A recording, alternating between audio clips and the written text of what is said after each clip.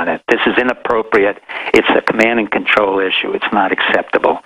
The second thing is, where the CIA, a civilian unit, has created troubles, like in ISIS, like Iraq, with Bush Jr. and Cheney, where they were not able to complete their own task, where it was an inappropriate task to attack Iraq.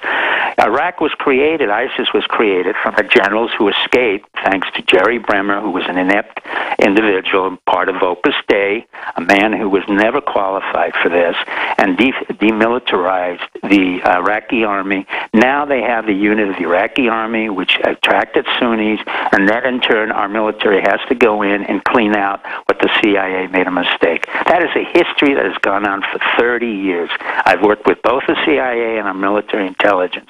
For the most part, our CIA has left a legacy of ashes, as Eisenhower's repeated, and the military's had to clean it up, be it Vietnam, be it ISIS, be it Iraq, Yemen, Somalia. And so now we have an internal fight that goes between the civilians and the military. It will go on for quite a while, but we can no longer have... And the civilians are going to put the military in roles to make them the bad guys, just like they're going to put cops in the roles to make them the bad guys. We've got to be sophisticated enough to see that it's these different agencies that want to discredit what they see as the old, original American institutions, the military and local governments. Well, I'll give you an example. I mean, the prosecutor, the African-American woman, Prosecutor Mosby at Baltimore, who said that we're going to find justice, I mean, she was absurd, because I happen to know the difference between a switchblade and a regular knife, and I happen to have had properties in Baltimore 30 years ago, and I had to give them up, because Baltimore was the same problem 30 years ago that it has now. So it has not improved. It's not a matter of justice. It's a matter of competency. She also is going on stage with Prince, promising to persecute the police. And I'm not defending the police state, but I mean, you don't have prosecutors like a rock star because she's prosecuting someone. That's crazy. Correct. And Prince is totally inappropriate. It's the issue of African American versus white is not appropriate.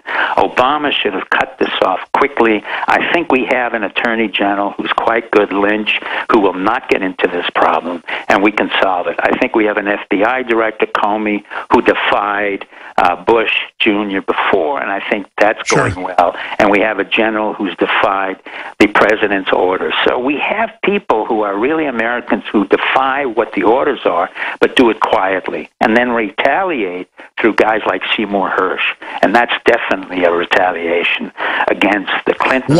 In closing, we only got 45 seconds. Why are they making such a big deal out of Jade Helm? I mean, we just mentioned it as an aside, and they're like chickens with their heads cut off. What's going on? I have no idea. They just pick a particular individual for Jade Helm, but the truth is the far greater story is the story of our economy as it moves forward, and China and Europe and Russia are going down. So that's sure. I talked to the governor's chief of staff today, and he said, look, we're just ignoring Jade Helm and trying to go ahead with the economy. You just go ahead with the economy, and that's what your people have to understand, and keep on doing the great work. All right, well, thank you, Dr. Pieczenik, for your perspective. StevePieczenik.com, Alex Jones. Nightly news tonight, 7 o'clock Central. It's going to be big. 7 o'clock tonight. Tell your friends and family, tune in. Become PrisonPlanet.tv members. Thank you all for your support. All right, that's it for this live transmission.